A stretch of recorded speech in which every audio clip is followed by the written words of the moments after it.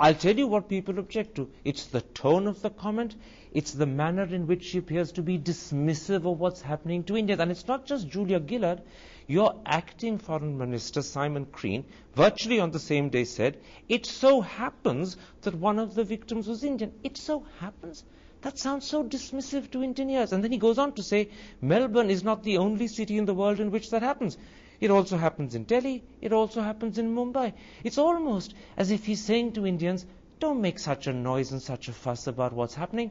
You do it to yourselves. Well, I don't think that is what he's saying. And you can always take a sentence here and a sentence there and present it in some feigned indignation manner. The points are these. Overall, Australia remains a very safe country. If you look at homicide rates, robbery rates, assault rates, they're all well below global averages in Australia. I think what our ministers have been trying to do is to put some of these incidents, tragic though they are, in some broader perspective. If you listen to parts of the Indian media, you would get the impression that they were marauding gangs of Australians who do nothing else but target Indians all day, and that Australia is this unsafe country for Indians. Well, I'm sorry, but that is not the case. It is not consistent with the facts, and I think it's entirely reasonable for Australian ministers and Australian political leaders to point that out. Don't listen to the Indian media, High Commissioner. Listen to your own media. Let me once again quote Greg Sheridan, the foreign editor of The Australian, as you said a moment ago, one of your dear close friends. There is nothing more lame than an Australian defense that points out that racism and policing problems exist in India too. So what, he asks? That's precisely the thought that goes through Indian minds.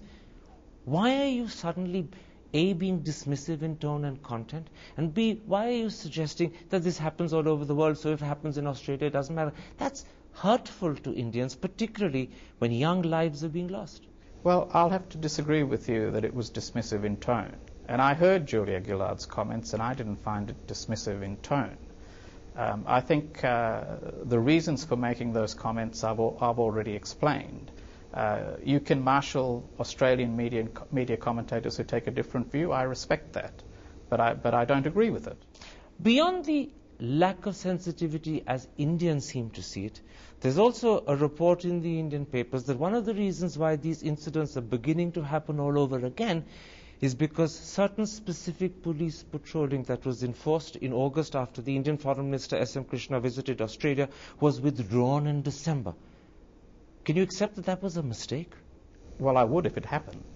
But let me tell you, it did not happen. So these reports are false? Absolutely false. Absolutely false. And I've made that clear in my public comments here in India. In which case there has been no decrease in policing resources in Victoria since they were increased last year. Which means to also then suggest that despite increased policing, these attacks are not just happening, but they seem in Indian eyes to be getting worse.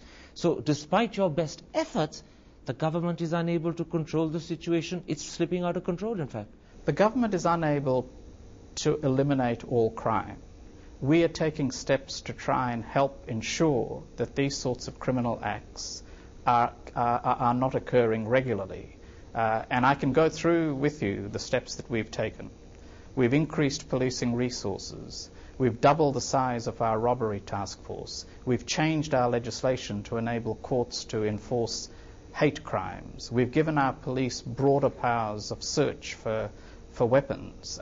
We've made big efforts to increase the briefings for Indian students before they leave for Australia to give them a sense of the country. And these are all measures that we're taking precisely because we are concerned about what's happening. And yet you can't give any guarantee that these attacks are going to stop. In fact, it seems this particular week in 2010 that there have been 3 in 9 days.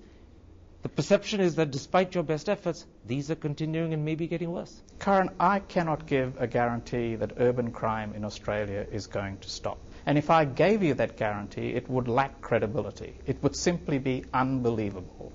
No government, an Australian government or any other government, can say that they are going to stop urban crime. Let's take a break at that point. Let's come back and put a different issue to you, High Commissioner.